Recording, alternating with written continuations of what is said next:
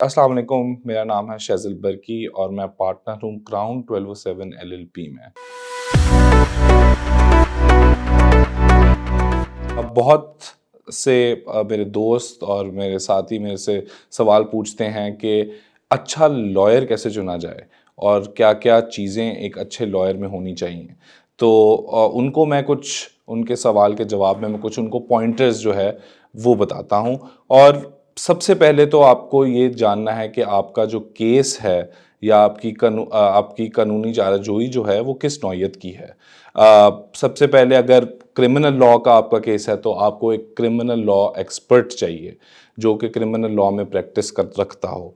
और दूसरा, अगर आपका दीवानी या सिविल लॉ लॉ का केस है तो आपको एक सिविल लॉ के एक्सपर्ट के पास जाना पड़ेगा। और अगर आपका फैमिली डिस्प्यूट है तो बहुत सारे फैमिली लॉयर्स भी मौजूद हैं जो कि सिर्फ एक्सपर्टीज़ उनकी फैमिली लॉ में है। तो सबसे पहला हमारे पास नुक्ता ये आता है कि हम सबसे पहले अपने केस की नौइयत देखें कि किस नौइयत का केस है।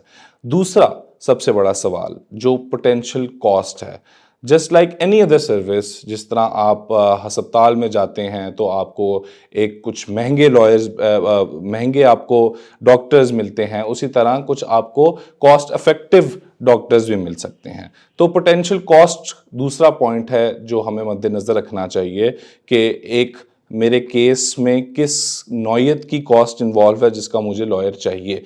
ये ना हो कि मैं एक छोटी या लो कॉस्ट केस के लिए बहुत बड़ा वकील कर लूँ जिसके मुझे लीगल फीस जो है वो ज़्यादा देनी पड़े और इतनी मालियत का मेरा केस ना हो। तो दूसरा मेरा जो पॉइंटर होता है जो मैं बताता हूँ अपने दोस्तों को, वो है पोटेंशियल कॉस्ट जो इन्वॉल्व है इसमें आपके केस में।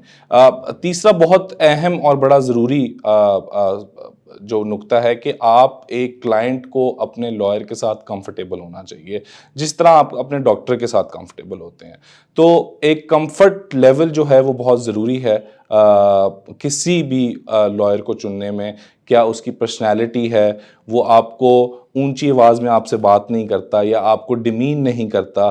तो ये तीसरा बहुत ज़रूरी पॉइंट है कि आपका कंफर्ट लेवल जो है वो बहुत अच्छा होना चाहिए ताकि आप खुल के अपने लॉयर को हर चीज़ तफसील से बयान कर सकें। आखिरी बहुत ज़रूरी पॉइंट जो है कि लॉयर की जो एथिक है वो अप टू द पार होनी चाहिए, क्योंकि ये प्रोफेशन एक एथिक्स जो है वो रिक्वायर करता है कि किसी भी लॉयर या प्रोफेशनल की अच्छी एथिक होनी चाहिए। तो एक एथिकल लॉयर जो है जो कि अच्छी एथिक्स के साथ कोर्ट में भी पेश हो और आपके साथ भी पेश आए, वो ज़रूरी है हमारे लिए। अगर ऐसा शक हो कि आपके दिमाग में अपने लॉयर की प्रोफेशनल कैपेबिलिटी पे कोई डाउट क्रिएट हो जाए या आप समझते हो कि वो बहुत ज़्यादा तारीखें ले रहा है या बहुत डिले कर रहा है, तो पहले मेरी राय ये होगी पहले आप अंडरस्टैंड करें, क्योंकि लॉयर्स की भी प्रॉब्लम होती है कई दफ़ा कि वो मजबूर होते हैं अदालत के रवैये के हाथों। और क्योंकि कई दफ़ा डिले लॉयर की तरफ से कॉज नहीं हो रहा होता बल्कि कोर्ट की तरफ से कॉज हो रहा होता है, तो we need to understand that first कि डिले की प्रॉब्लम क्या है। तो हमेशा ज़्यादातर लॉयर्स की ये कोशिश होती है कि वो अपने क्लाइंट के साथ अच्छा बर्ताव करें और प्रोफेशनली डील करें।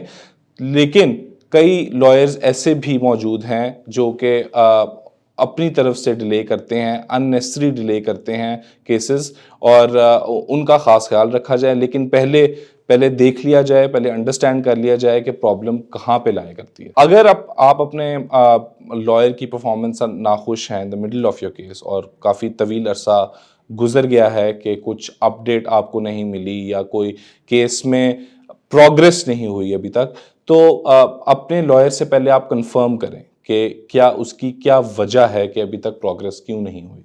अगर फिर भी आपको अनसेटिस्फैक्ट्री जवाब मिलता है और आपका डाउट बढ़ जाता है कि मेरा लॉयर मेरे बेस्ट इंटरेस्ट में काम नहीं कर रहा, तो फिर मेरे ख्याल से आप लॉयर को एक नोटिस दें, और बेशक वो रिटन हो, बेशक वो वर्बल कम्युनिकेशन हो, कि मैं आपको एक मौका और दे रहा हूँ, अगर प्रोग्रेस ना हुई तो मैं अपना लॉयर जो है वो तब्दील कर लूँगा।